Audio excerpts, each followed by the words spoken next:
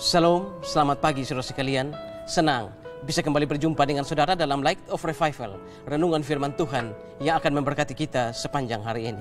Mari kita melihat ayat kita, Lukas 10 ayat yang ke-40. Sedang Marta sibuk sekali melayani. Ia mendekati Yesus dan berkata, "Tuhan, tidakkah engkau peduli bahwa saudaraku membiarkan aku melayani seorang diri? Suruhlah dia membantu aku." Melayani Tuhan. Bolehkah seseorang merasa bangga ketika dipakai Tuhan? Boleh atau tidak? Boleh, saudara.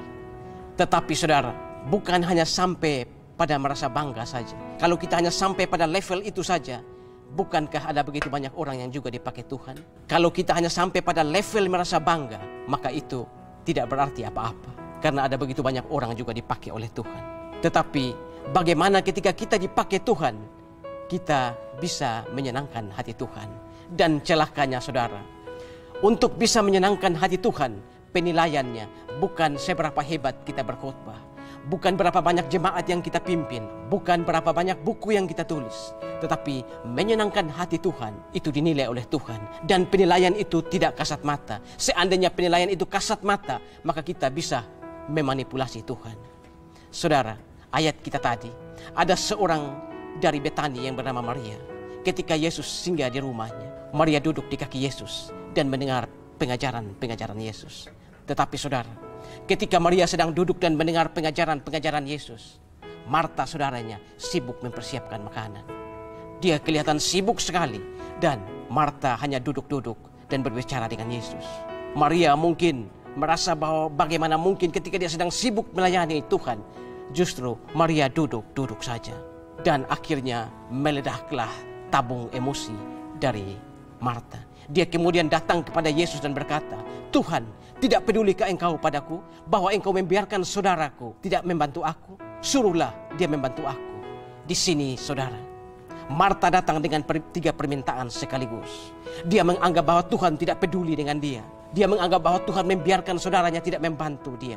Dan dia ingin agar Tuhan mengubah situasi atau kondisi. Saudara-saudara, inilah pelayanan yang terlalu banyak. Inilah orang yang terlalu banyak melayani tanpa mau duduk di kaki Tuhan dan mendengar kata-kata Tuhan.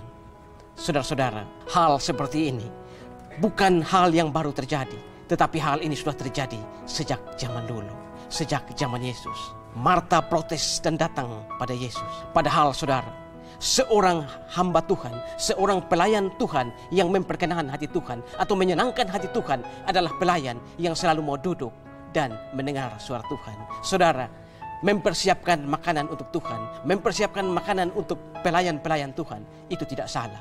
Tetapi itu bukan fokus utama. Fokus utama dari seorang pelayan adalah mau duduk di kaki Yesus dan mendengar perintah-perintahnya. Karena ketika kita sibuk dengan hal-hal yang lain dan tidak mendengar suara Tuhan, kita sebenarnya sedang mendiamkan Tuhan. Di sini Maria telah memiliki hal yang tepat, yaitu dia duduk di kaki Yesus dan mendengar suara Tuhan.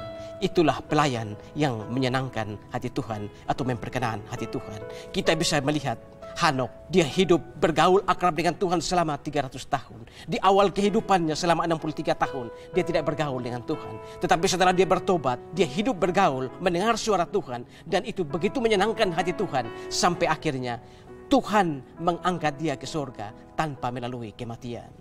Abraham, ketika Tuhan memanggil dia, menyuruh dia keluar dari Ur Kasdim, dari satu tempat ke satu tempat, dia selalu mendirikan kemah. Dari satu tempat ke tempat yang lain, hal pertama yang dia lakukan adalah mendirikan kemah. Kemah adalah simbol kehadiran Tuhan, dan itu berbicara bahwa dia mau berbicara dan bergaul dengan Tuhan. Daniel, ketika dia di Babel, dia dilarang untuk berdoa, tapi dia terus berdoa, dan bahkan sampai ketika dia harus masuk ke dalam gua singa.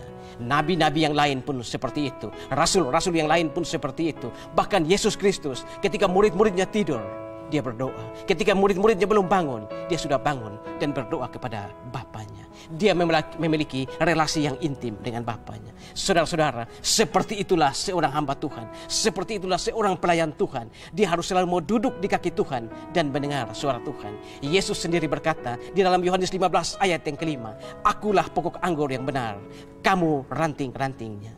Jika aku di dalam kamu dan kamu di dalam aku, kamu akan berbuah banyak. Sebab di luar aku, kamu tidak bisa berbuat apa-apa. Saudara, pagi hari ini, kalau saudara adalah seorang pelayan Tuhan, saudara boleh melakukan banyak hal.